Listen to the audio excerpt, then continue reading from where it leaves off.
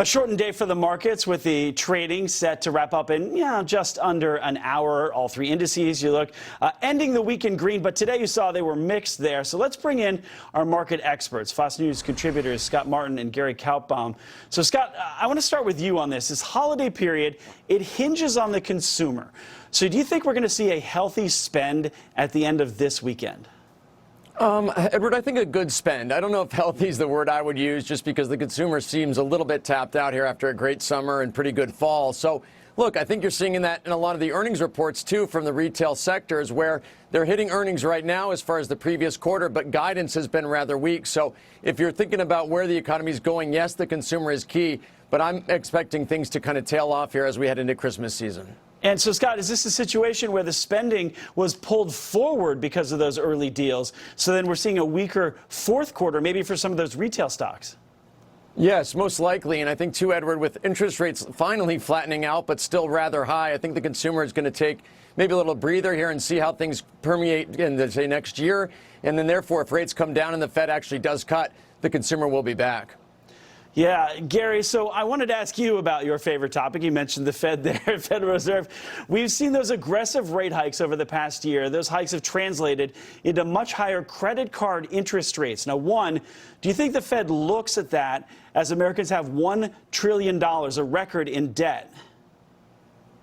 I don't know what they look at these days. Look, I'm a big believer they're just playing catching up to the free market. It was interest rates that were going higher before they started to raise rates. So they finally played catch up. And I think they're off the playing field right now. The 10-year yield's at 4.4 and change, and they're still at 5.5. And for me, it's free markets that dictate. And leave no doubt on November 1st, the broad market bottom for one simple reason, yields topped as well as oil prices came down. That's a great 1-2 punch for the economy when the cost of energy and the cost of capital comes down. And let's just hope that continues into the new year.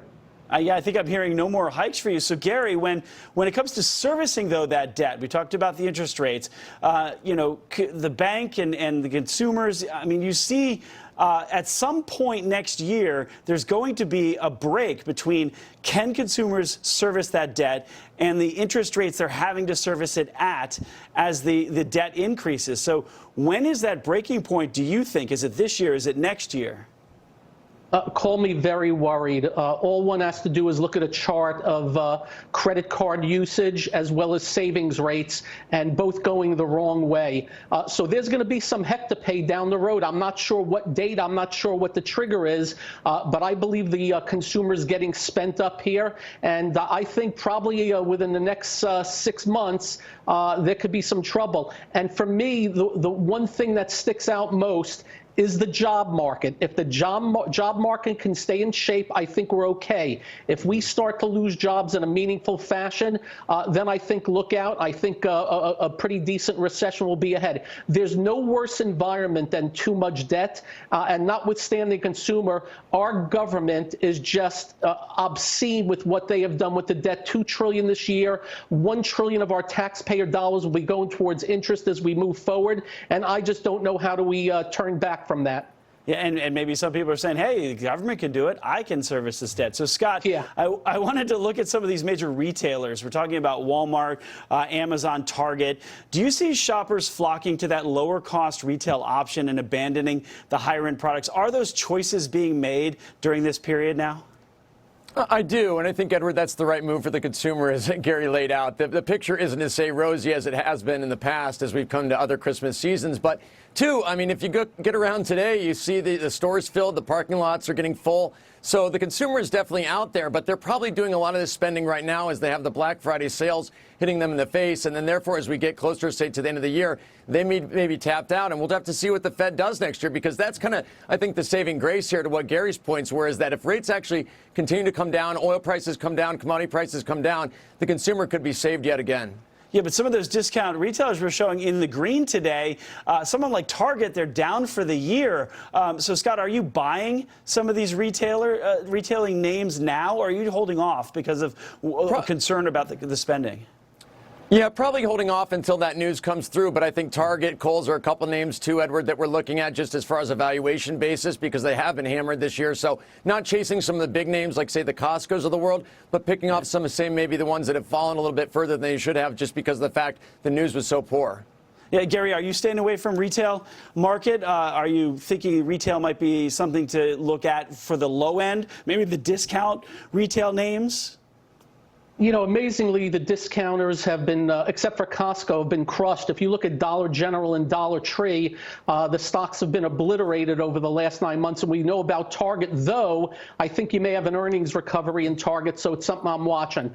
Names like Lululemon, great relative strength, I'm watching. Dick's Sporting Goods just came out with a much better number. But then you go look at Best Buy, which is at near new yearly low. So it's just a real mixed bag in retail. So I don't own any retail right now. It's just very much too tough. I've been staying with technology. That's where the leading stocks are right now with strong revenue and earnings growth. If some retail shows up on my screen, I'm not opposed to it. But right now, I've stayed away. And because of all your optimism, Gary, are we going to see the Santa Claus rally, you think, that we have historically, traditionally seen in December? Is it coming? Well, we've already had a good one, and all I can tell you is of right now, the market's acting strong. Even a day like today, 2,400 stocks up, only 1,000 down on both the New York and NASDAQ, and that's the opposite of what we saw from July to end of October. And if we continue to see that the breadth of the market in shape and more names show up, and watch the new yearly high list, if that keeps expanding, that means the market's in good stead and we'll get better into the end of the year, and then we'll see what happens in 24. It's going to get interesting as we head into the election, I can promise you that. So, Scott, I'm curious about one thing. President Biden is sitting on basically $5.8 trillion in spending that he has already signed into law. And we're starting to see the plans for some of that government spending to trickle out over the next, over Q1, Q2, maybe even into Q3 a little bit.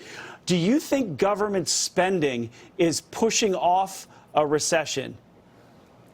Maybe, Edward. I think a lot of the recession talk was kind of overblown, but certainly government spending as a part of GDP could definitely help boost those numbers, which are likely to fall off from the great numbers we saw for Q3. But here's the other issue, though, too, is that where does the money go? I mean, we've had this government spend, and really not make any really developments, say, that have helped the consumer along the way other than a few handouts. So if you see where that money actually goes to, say, a positive area, that could be definitely good. But overall, the GDP picture is definitely weaker than it has been this year. Scott, Gary, appreciate your insight on this abbreviated trading day. Maybe we can make some money here in December. Appreciate it, guys. Thanks.